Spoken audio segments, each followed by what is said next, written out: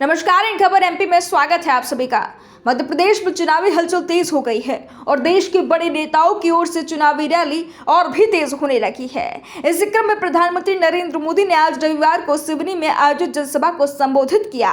उन्होंने कहा, मैं गरीबी से निकला हूँ, गरीबी क्या होती है ये मुझे अच्छी तरह से पता है और इसे जानने के लिए किताबों में नहीं पढ़ना पड़ता है। उन्होंने यह भी कहा, मध्य प्रदेश में एक ही आवाज सुनाई दे रही है, एमपी के मन में बसे मोदी, मोदी के मन में बसे एमपी।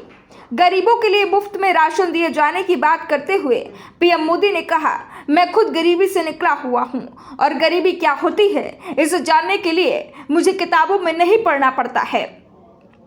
इसलिए आपके इस बेटी ने एक बहुत बड़ा फैसला मन में कर लिया है कि दिसंबर में जब प्रधानमंत्री अन्न योजना पूरी होगी तब हम अगले 5 सालों के लिए मुफ्त राशन की गारंटी देंगे। सिवनी में आयोजित जनसभा में पीएम मोदी ने कहा, महाकौशल की जनता ने बीजेपी को बार बार आशीर्वाद दिया है, इस बार भी महाकौशल ने बीजेपी की महाविजय कर दी है। ये नजारा है, ये जनता जनार्दन की बीजेपी को जिताने की गारंटी है, ये विजय की गारंटी है। उन्होंने आगे कहा, मध्य प्रदेश अब एक स्वर में कह रहा है, बीजेपी है तो भरोसा है, बीजेपी है तो विकास है, बीजेपी है तो बेहतर भविष्य है।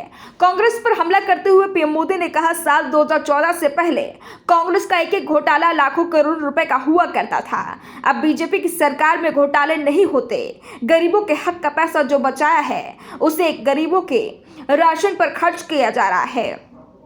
घोटालेबाज कांग्रेस सरकार और बीजेपी सरकार के बीच में सबसे बड़ा अंतर है। कांग्रेस पर जमकर निशाना साधते हुए पीएम मोदी ने कहा, कांग्रेस मध्य प्रदेश में तो चुनाव ही नहीं लड़ रही, उसे मालूम है कि यहाँ चुनाव तो जीतना ही नहीं है। ऐसे में वह बस चुनाव लड़ने का ढोंग कर रही है। वह तो बस इसलिए चुनाव लड़ रही है कि किसका बेटा कांग्रेस का मुखिया बनेगा। उन्होंने आगे कहा, कांग्रेस का ना तो अपना कोई भविष्य है, न ही उसके पास मध्य प्रदेश के युवाओं के भविष्य के लिए कोई रोड मैप ही तैयार है।